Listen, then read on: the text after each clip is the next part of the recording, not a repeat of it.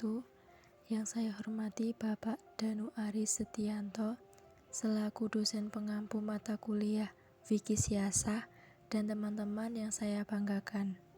Sebelumnya perkenalkan, nama saya Apriyanti Diutami dengan NIM 212111379 dari Prodi Hukum Ekonomi Syariah kelas 3J. Di sini saya akan menyampaikan sedikit materi mengenai dasar pembentukan ilmu fikih siasah, sumber dan ruang lingkup fikih siasah. Materi yang saya akan bahas ada dua. Yang pertama itu ada dasar pembentukan ilmu fikih siasah, dan yang kedua itu ada sumber dan ruang lingkup ilmu fikih siasah. Pengertian fikih siasah.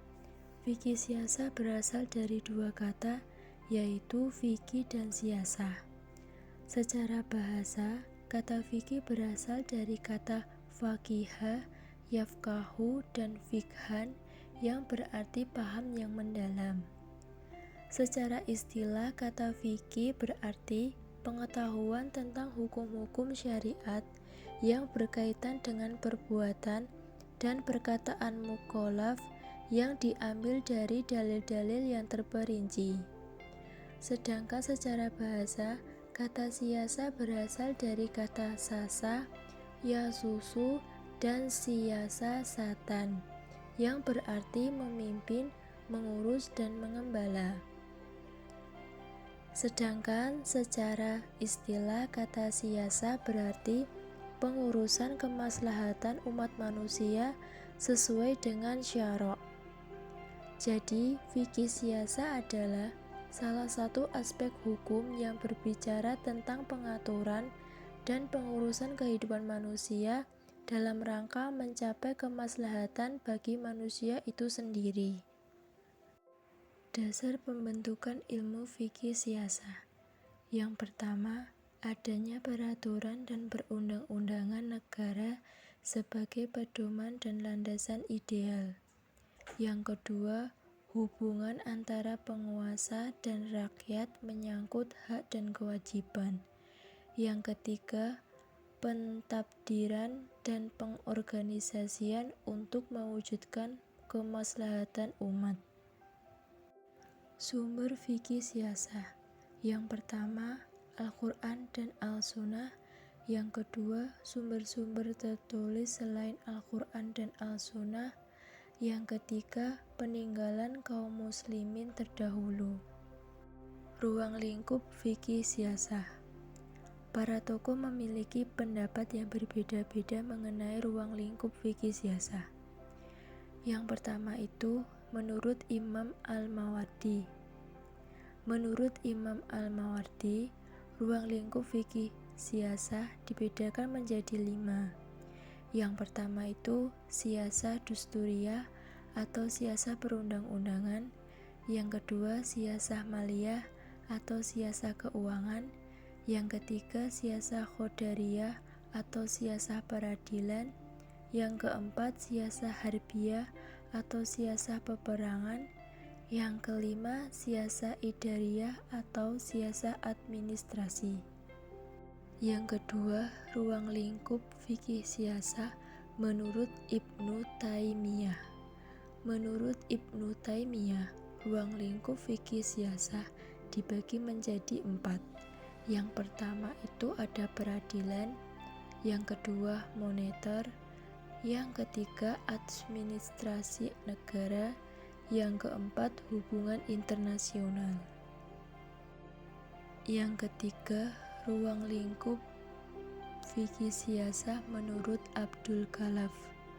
Menurut Abdul Khalaf, ruang lingkup fikih siasah dibagi menjadi 3. Yang pertama, peradilan, yang kedua, hubungan internasional, yang ketiga, keuangan negara. Ruang lingkup fikih siasah secara umum dibagi menjadi 4. Yang pertama, siasah dusturiyah atau penetapan hukum. Siasah dusturiyah adalah bagian fikih siasah yang membahas masalah perundang-undangan negara. Dalam hal ini juga dibahas antara lain konsep-konsep konstitusi atau undang-undang dasar negara dan sejarah lahirnya perundang-undangan dalam suatu negara, legislasi atau bagaimana cara perumusan undang-undang, lembaga demokrasi, dan syura yang merupakan pilar penting dalam perundang-undangan tersebut.